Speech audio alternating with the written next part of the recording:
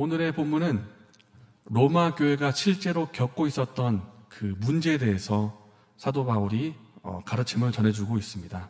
바로 음식과 절기에 대한 것인데, 이것이 로마 교회에서 문제가 되었던 이유는 로마 교회를 구성하는 유대인과 이방인 사이에 문화와 전통의 차이가 있었기 때문입니다. 유대인 출신 그리스도인이 있었고 이방인 출신 그리스도인이 있었습니다. 유대인 출신 그리스도인은 복음을 받아들였지만은 그들에게는 아직 유대교의 전통과 관습이 남아 있었습니다. 그래서 그들은 먹을 수 있는 것, 먹을 수 없는 것, 이것을 구분하는 경우가 있었고, 어떤 사람은 아예 고기를 먹지 않는 사람도 있었습니다. 왜냐하면 그 당시에 시장에서 파는 고기, 그 고기 가운데에는 유대인 입장에서 볼 때 부정한 고기가 있을 수가 있었고, 나는 그 부정한 고기로 나를 더럽힐 수가 없다 하는 그 생각이 있었기 때문입니다. 당시 사회에서는 우상숭배가 성행했습니다. 그리고 시장에서 파는 고기 중에 어떤 고기는 우상에게 바쳐진 그 고기를 유통하는 경우도 있었다고 합니다. 만약에 고기를 사는데 우상에게 바쳐진 고기라는 것을 알게 되었다. 그러면 유대인은 어떻게 할까요? 먹지 않을 것입니다. 우상에게 바쳐진 부정한 음식으로 나를 부정하게 만들지 않겠다라는 생각이 있기 때문입니다. 구약의 인물 중에 다니엘이 있는데, 이 다니엘은 바벨론의 포로로 있었을 때 왕의 음식으로 자신을 더럽히지 않겠다, 이렇게 결단한 적이 있습니다. 왜냐하면 그 왕의 음식이라는 것이 바벨론 신에게 바쳐진 음식이었기 때문입니다. 이렇게 유대인에게는 이렇게 우상에게 바쳐진 고기를 먹지 않는다 하는 것이 당연한 것이었고, 이것이 교회의 성도가 된 이후에도 그대로 그들에게 이어졌던 것입니다. 그러면 이 같은 고기에 대해서 이방인 출신 성도는 어떻게 하겠습니까? 크게 거리낌 없이 고기를 먹을 것입니다. 왜냐하면 생각하기를 예수님의 이름으로 기도하고 감사함으로 먹으면 된다고 여길 것이기 때문입니다. 사실 우상이라는 것은 만왕의 왕이신 예수님 앞에 아무것도 아닙니다. 그리고 우상에 바쳐진 고기를 할지라도 예수님 앞에서는 그저 고기일 뿐입니다. 그래서 예수님 안에서 감사함으로 기도하고 먹으면 그것은 우리에게 훌륭한 단백질이 되는 것입니다. 그러나 유대인은 그들에게 배경이 있고 전통이 있기 때문에 이것을 용납하기가 어렵습니다. 그래서 교회 안에서 고기를 먹는 성도가 있고 고기를 먹지 않는 성도가 있고, 그래서 그들 사이에 판단과 논쟁과 다툼이 일어났던 것입니다. 이렇게 고기를 먹지 못하는 성도에 대해서 사도 바울은 1절 말씀에 믿음이 연약한 자라고 지칭을 합니다.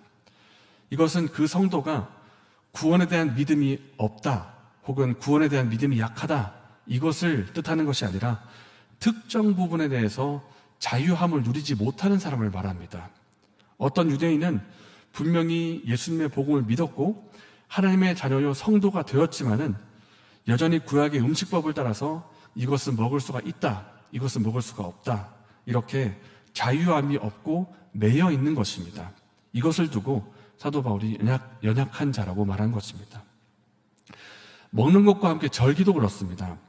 유대인에게 거룩한 날로 여겨지는 날들이 있습니다. 6월절, 77절, 초막절 등이 있고, 또 유대인에게 있어서 거룩한 달로 여겨지는 그런 달도 있습니다. 대속죄를 비롯해서 거룩한 절기가 있는 7월입니다. 7월. 이달에 유대인들은 성회로 모이고 음식을 패하고 노동도 하지 않습니다. 만약에 오늘날에 우리가 유대인들처럼 이 거룩한 달을 지킨다, 그러면 어떻게 해야 되겠습니까? 당장 7월 달에 비행기 타고 이스라엘로 가야 됩니다. 이스라엘로 가야 되고 하던 일 다 중단하고 그 음식도 해야 됩니다. 이렇게 절기를 지키려고 하는 성도가 있고 절기에 대해서 자유한 성도가 있어서 서로 판단하고 논쟁하고 문제가 발생했던 것입니다. 이 문제에 대해서 바울이 내린 처방은 무엇일까요? 상대방을 비판하지 말고 그대로 받아주라는 것입니다. 다 함께 1절의 말씀을 읽겠습니다. 믿음이 연약한 자를 너희가 받되 그의 의견을 비판하지 말라. 연약한 자를 받아들여라. 그의 의견을 비판하지 말고 존중해라. 이것이 바울이 내린 처방이었습니다. 그러니까 우리 주위에 나는 고기를 못 먹겠습니다 라고 하는 사람이 있다면 아, 그렇군요. 네, 알겠습니다 하고 그 사람의 의견과 입장을 그대로 받아주라는 것입니다. 이유가 무엇이겠습니까? 이것을 먹고 먹지 않고 이 날을 지키고 이 날을 지키지 않고 하는 것은 복음의 본질에 해당하는 것이 아니기 때문입니다. 사도 바울이 서신서에서 글을 기록할 때 결코 용납하거나 타협하지 않은 부분이 있습니다. 그것은 복음의 본질에 대한 부분입니다. 우리가 구원을 받는 것은 오직 우리 죄를 위하여 자기 몸을 버리신 예수 그리스도를 믿는 믿음에 있습니다. 바울이 여기에 대해서는 조금도 타협이 없습니다. 심지어 이렇게까지 말합니다. 우리나 혹은 하늘로부터 온 천사라 할지라도 우리가 너에게 전한 복음 외에 다른 복음을 전하면 저주를 받을지어다. 이러한 복음의 본질에 대해서 바울은 분명하고 조금도 타협이 없습니다. 그런데 오늘 본문에 대해서는 어떻게 합니까? 먹는가 안 먹는가, 어떤 날을 지키는가 지키지 않는가에 대해서는 이것이 옳다, 저것은 틀리다, 이 사람이 맞다, 저 사람이 틀리다 하지 않습니다. 그냥 서로 받아주어라, 서로 비판하지 말라 이렇게 말을 합니다. 왜냐하면 이 문제는 본질에 해당하는 문제가 아니기 때문입니다.